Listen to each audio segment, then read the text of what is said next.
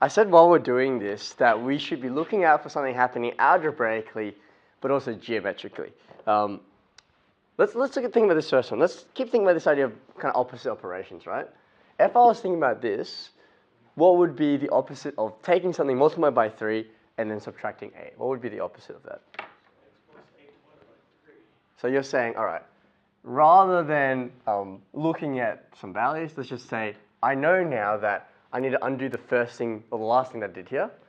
So the opposite of subtracting 8 is adding 8.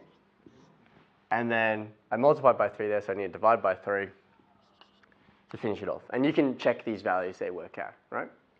Just to make it really clear, over here, these blue things, that's just me testing that this actually works. These black expressions here, those are the inverses of each other, just to make that really clear, right? Notice what's happening with these x and y values.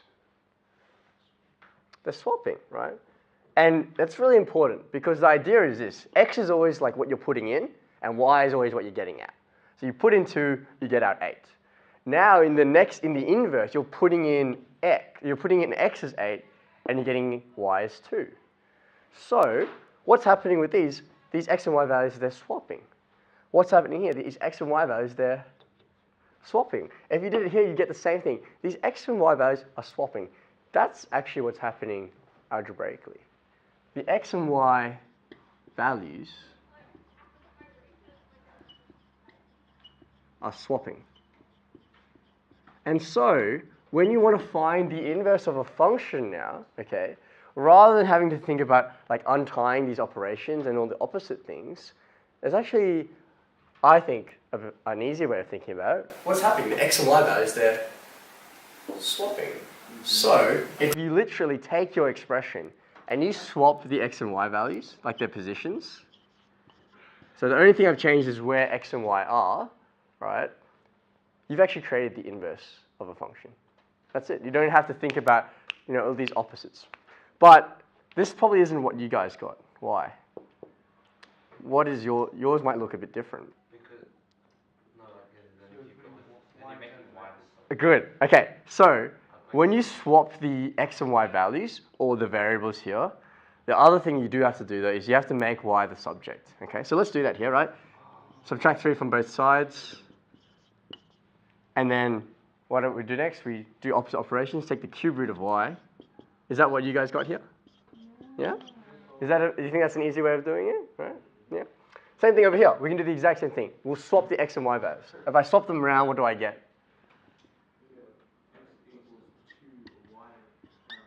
Yep.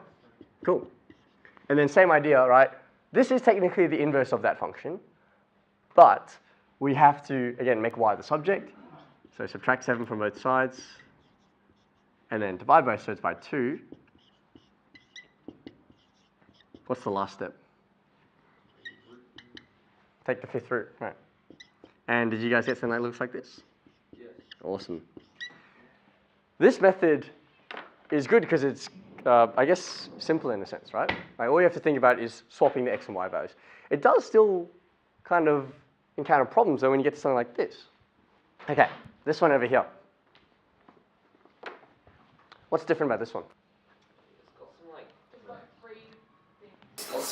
It's got 3 things. It's got a few different variables, right? You go to this one, you see there's 2 x's here, okay?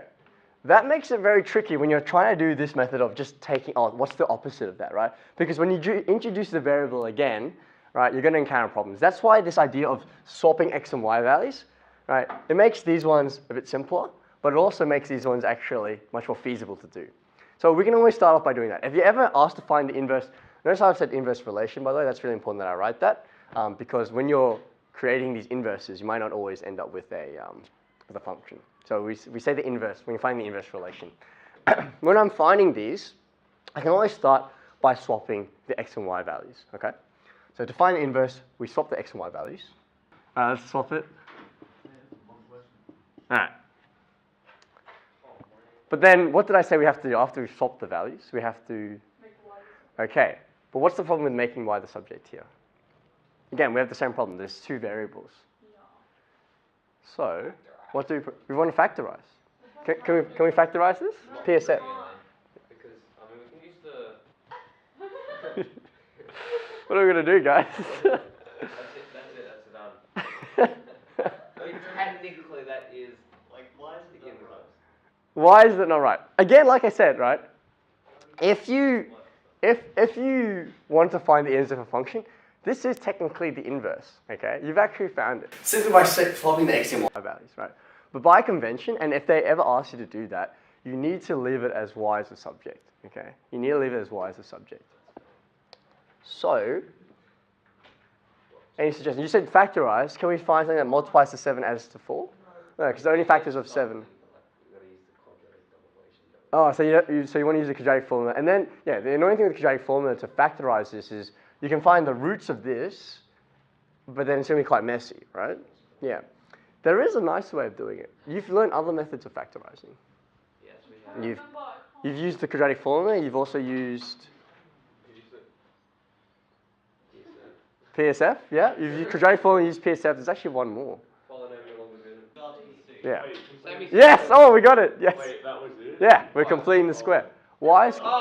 Did you say it? Did you say it? Oh, you were going to say it. Okay. Okay. And this is the thing, right? When students first see completing the square, they're like, why is this such a complicated method of doing something I already know how to do, to solve quadratic equations? Completing the square helps you solve quadratic equations. It also helps you put things in various forms, right? What does it help you do? It actually helps you factorize something that doesn't look like it can be factorized. Because the idea is this, you're making something into a perfect square. And when you have a perfect square, you're getting like y minus k all squared, right? Y. If you have something in this form, you can easily make y the subject. So that's what we're going to try and do with this, right? Just to refresh your memory, completing the square has 2 steps. You look at the coefficient of this single power here. You halve it and square it, and then you add that to both sides. That helps you create this, in a sense, right? So let's do that here. Half of 4 is 2. We square it and add to both sides. What do we get? We get 4. So I'm going to add 4 to both sides here.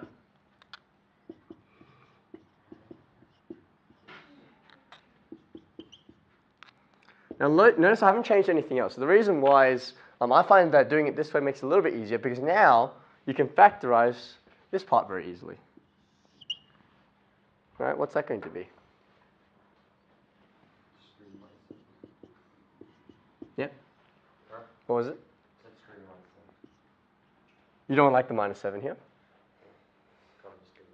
Yeah, so one thing you can do, yeah, maybe we should move it over first if that makes it easier for you. The minus 7, yeah, so it's a bit lonely. Let's put it with some friends. We'll add 7 to both sides. We'll get plus 11 there.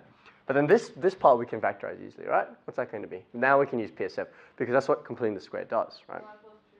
Yeah, y plus 2 all squared. Okay, so we've got y plus 2 all squared. And now remember, the goal of this was that I actually not only wanted to swap the x and y values, I wanted to make y the subject, which is, yeah. So y plus 2 equals to the square root of x plus 11. Y equals to the square root of x plus 11 minus 2. Are we happy with that? No, why not? We're actually still missing something. You should know me better by now. Plus, minus. Okay. Again, another thing that seems pedantic, but is actually very important. I'll tell you why in the last 4 minutes that we have. From this step to this step. Yes, if we think about the inverses, we're thinking about the opposite things, okay? We think about, or if I square something, I want to square root it, I'll go back to where I started. The reason why I didn't use squaring as an example is because, strictly speaking, these two are not necessarily inverse operations. Because if you take, so let's take 2 squared, I get 4, you take the square root of 4, you go back to 2. What happens if you take minus 2 squared? You'll get 4. If you take the square root of 4, do we get back to minus 2?